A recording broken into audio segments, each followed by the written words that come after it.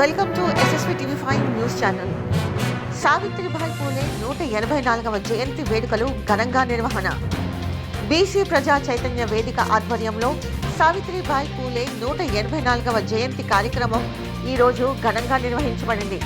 ఈ కార్యక్రమంలో బీసీ నాయకులు, బీజేపీ నాయకులు, ముదిరాజ్ సంఘ ప్రతినిధులు పాల్గొని సావిత్రిబాయి పూలేకు ఘన నివాళులు అర్పించారు. ఈ కార్యక్రమానికి బీసీ ప్రజా చైతన్య వేదిక అధ్యక్షులు యనమల శ్రీనివాసరావు ముఖ్య అతిథిగా హాజరయ్యారు. అలాగే డాన్ రమేష్, అన్న ముదిరాజ్, తిట్ల రాజు ముదిరాజ్, దత్తాత్రేయ ఎన్, న్యూ బోయిన్పల్లి ముదిరాజ్ సంఘం అధ్యక్షులు గడిల శ్రీను ముదిరాజ్, వై వెంకట్చారి పాల్గొన్నారు.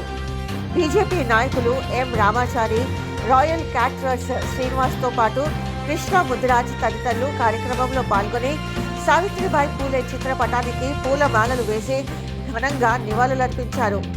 అనంతరం జయంతి సందర్భంగా కేక్ కట్ చేసి వేడుకలను నిర్వహించుకున్నారు.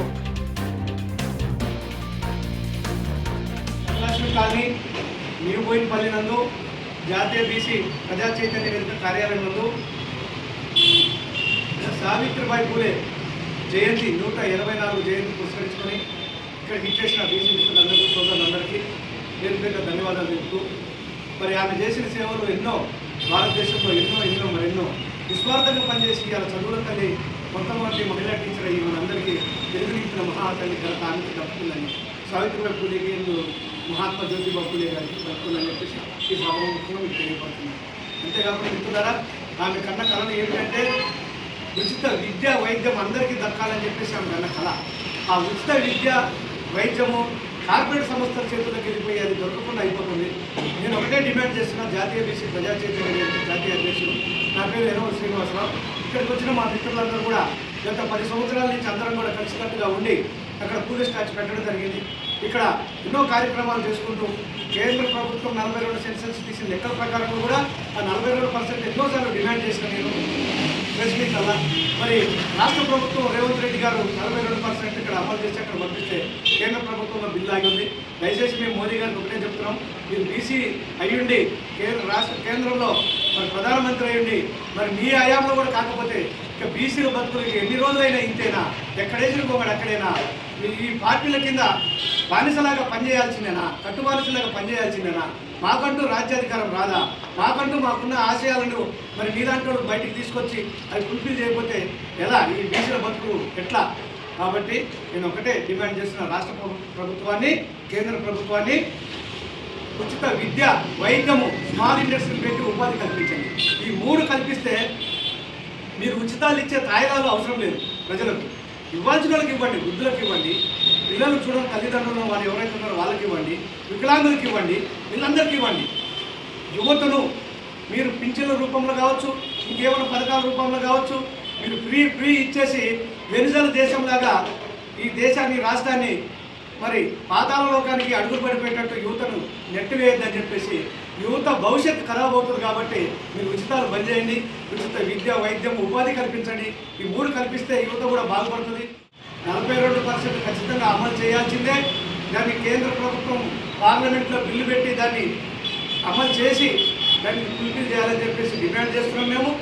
అదే కాకుండా మీ అందరికీ చెప్తున్నాను, వివిధ పార్టీలు ఉన్న మన బీసీ నాయకులు ఎవరైతే ఉన్నారో వాళ్ళ కింద మనం కూడా పనిచేస్తూ మన బీసీ నాయకులకు మనం కూడా సపోర్ట్ చేస్తున్నాం. ఏ పార్టీలన్నా మీరు ఉండండి, బీసీలకు బాధ కలిగితే అక్కడికి పోయి ఆ ఎమ్మెల్యే కావచ్చు, ఎంపీ కావచ్చు, మన బీసీ మినిస్టర్ కావచ్చు, లేకుంటే కార్పొరేట్ స్థాయి కావచ్చు, వాళ్ళ దగ్గరికి వెళ్ళి మన వాళ్ళకి నిస్వార్థంగా పనిచేయాలని చెప్పి చెప్తున్నారు. మనందరూ కూడా నేను కోరుకుంటున్నాను. దయచేసి ఓట్లు మనవి, సీట్లు వాళ్ళవి, అధికారం వాళ్ళని అయిపోతుంది. ప్రతి కమానికి పేరు వారిది, ప్రతి కాలనీకి పేరు వారిది. మరి ఈ 80%, 85% ఉన్న బహుజనులు వేల లక్షల కోట్ల రూపాయల ట్యాక్స్ కడుతున్నాం. ఒక దోమ ఉడితే తెలవకుండా రక్తం తీసినట్టు, ఒక చిరంజీవితో తీసినట్టు ప్రజల రక్తం, బహుజన రక్తం ట్యాక్స్ రూపంలో తినేస్తున్నాయి ఈ ప్రభుత్వాలు. కాబట్టి దయచేసి ఈ ప్రభుత్వాన్ని బతికిస్తుంది మనల్ని వాళ్ళు బతికిస్తలేరు. మన దగ్గర రూపాయి తింటే మనకు చారాలు ఇస్తున్నారు. దయచేసి గమనించాలి. బీసీ ప్రజలారా, బహుజన ప్రజలారా, వివిధ పార్టీలు ఉన్న నాయకులారా గమనించండి. మీరు నిస్వార్థంగా కలిసికట్టుగా బీసీల కోసం పనిచేయకపోతే ఈ మనుగడ దెబ్బతిరిపోతుందని చెప్పేసి మీ అందరికీ కూడా ఈ సభాముఖం తెలియపరుస్తున్నాను. అవసరం అనుకుంటే మనకు ఫ్యాక్టరీలు లేవు, ఇండస్ట్రీలు లేవు, మీడియా లేదు, ఎక్కడ మనం డెవలప్ అయ్యేది.